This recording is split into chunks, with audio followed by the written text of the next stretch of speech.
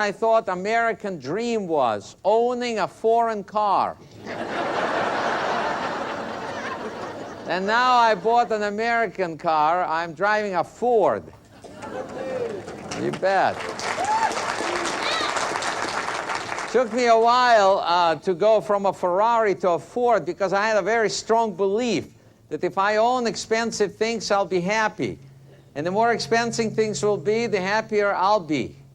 And I know where I got this belief. I was a teenager, and I would ask my dad for car keys. Every Saturday night, he would tell me, please don't lose them, because someday we might have a car.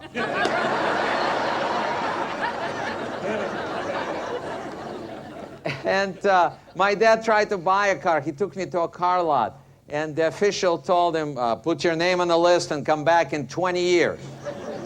My dad said, do I come back in the morning or in the afternoon? The official said, what's the difference? 20 years from now. My dad said, the plumber is scheduled to come that morning.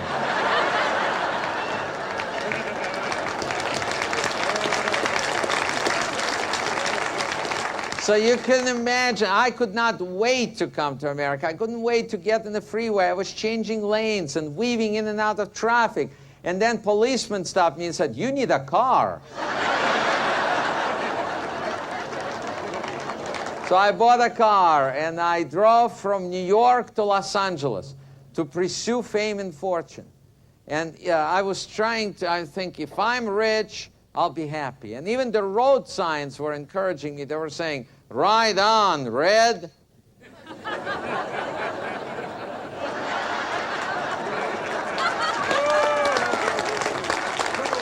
I bet you never looked at it that way, huh? So I get to Hollywood. Right away, I became pretty successful. I started working at the Comedy Store in Los Angeles. This is a place where people like Robin Williams, David Letterman, Billy Crystal, all those guys were working there at that time. David Letterman helped me to fill out my citizenship application. It was for Iraq.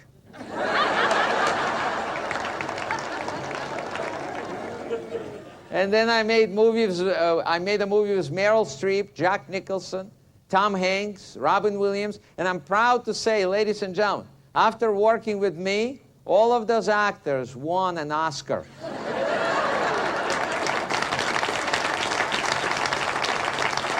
And I got Oscar Mayer winner. But I'd like to show you a little clip from a movie that I made with Meryl Streep and Jack Nicholson. This is a movie where I'm playing a Hungarian general contractor named Laszlo. And the movie is called Heartburn. Here it is.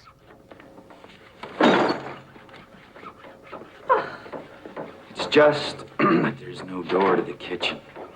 The back door. Oh, back door.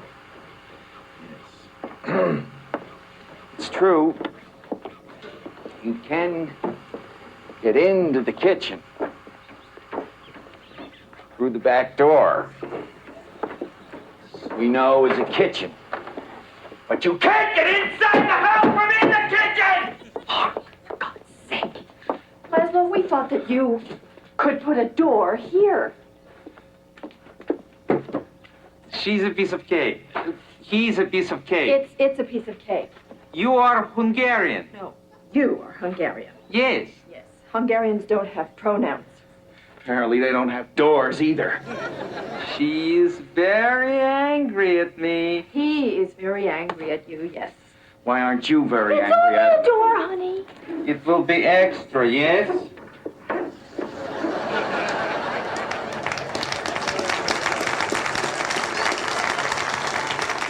So here I was in Hollywood working with great actors. I had a great car, great house, but I wasn't feeling great. Actually, I felt pretty lousy because I felt that I achieved the American dream and I wasn't feeling happy. And none of that material success was fulfilling to me. And fortunately for me, something was about to happen that will forever change my perception of happiness. I was about to be sworn in as an American citizen. And the ceremony was taking place on Ellis Island, and I was representing the whole state of California, which made me feel like Miss America. But a lot of guys in California feel that way.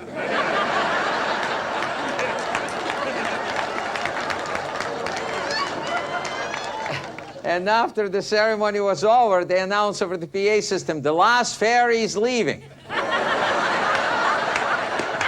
I said, let him go.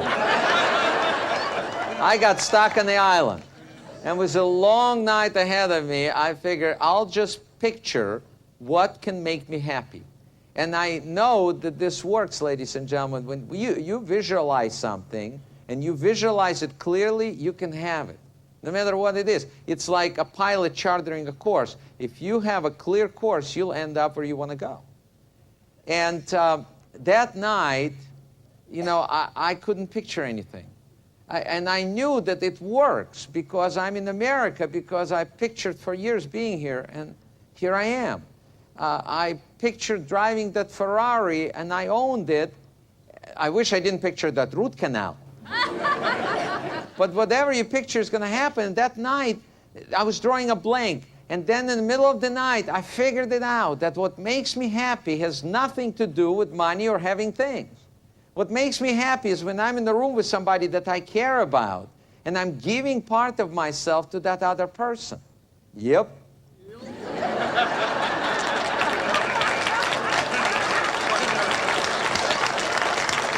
I bet you never looked at it that way, huh?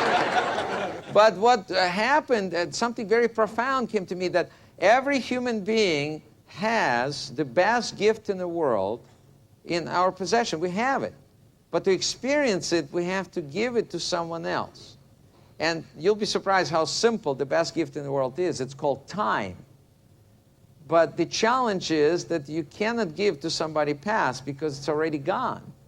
And you cannot give to somebody future because it's not here yet. And the only time that you can give and experience happiness is right now.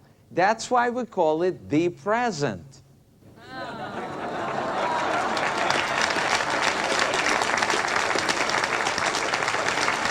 Well, another gift that I happen to have, I see ironic things about this society on a consistent basis.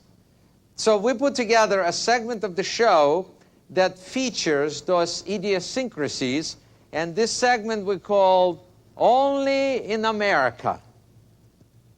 Only in America would the scientists create a pill that will help man to say yep. Now we just need a pill that will help President Clinton say nope. Only in America can pizza get to your house faster than the ambulance can. Only in America can you see people eat double cheeseburger, chicken McNuggets, extra large fry, and then order a Diet Coke. Only in America can newlyweds tie tin cans to their car with a string. In Arkansas, it's called owning a cellular phone. Only in America do banks keep the vault door open and chain down a pin. Only in America do people keep cars for thousands of dollars on the driveway and boxes of useless junk in the garage.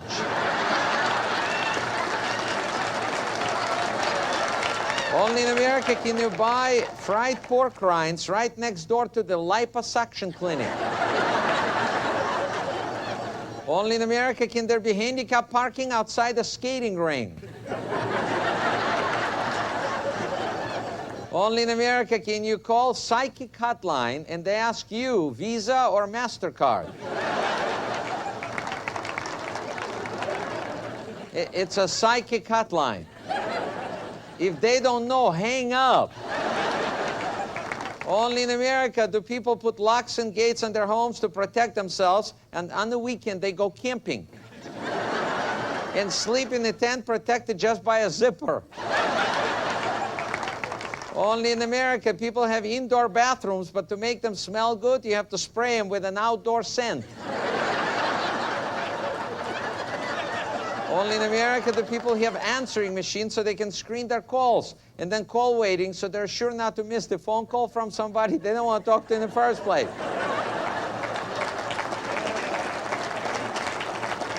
Only in America do they sell hot dogs in a pack of 10 and hot dog buns.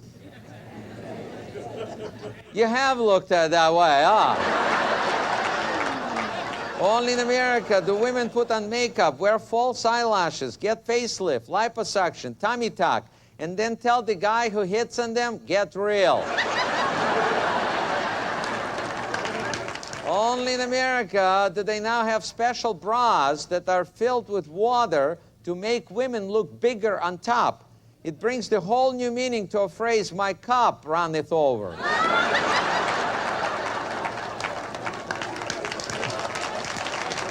Only in America would John Wayne Bobbitt become a minister.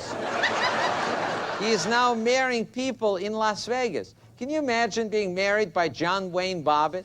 Isn't it like getting a flu shot from Dr. Kevorkian? Only in America can you go to church and you hear, stand up for Jesus. And then you go to a ball game and you hear, for Christ's sake, sit down.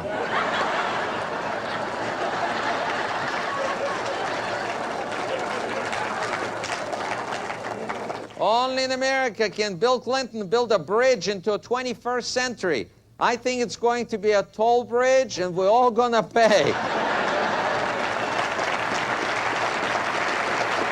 And that's the way I see it. Only in America, still the greatest nation on earth. Thank you very much.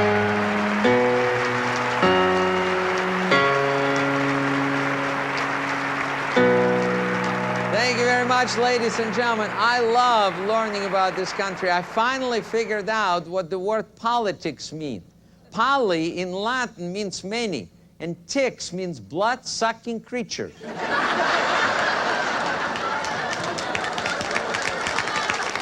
I bet you never looked at it that way, huh?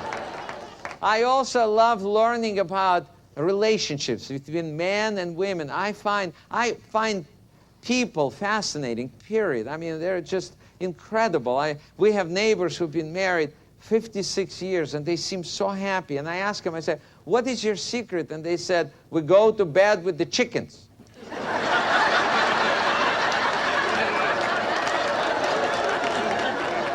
So we don't visit them anymore. Their last name is Tyson. I talked to another couple here in the theater. They were married 60 years. And I said, what is your secret? They said, well, we're still hot and heavy in the bedroom. He's hot and I'm heavy.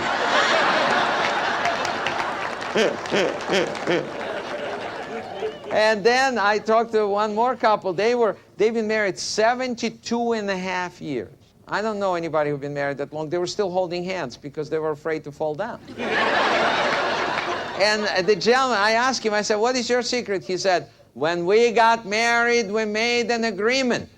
I'm not going to run her life, and I'm not going to run my life.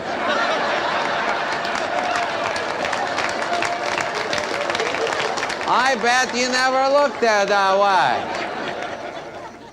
But when you talk to these people at Link, you realize that they have all very common qualities that make their marriage successful. They all say the same thing. They say, we give to one another love, compassion, understanding, and time without asking for anything in return.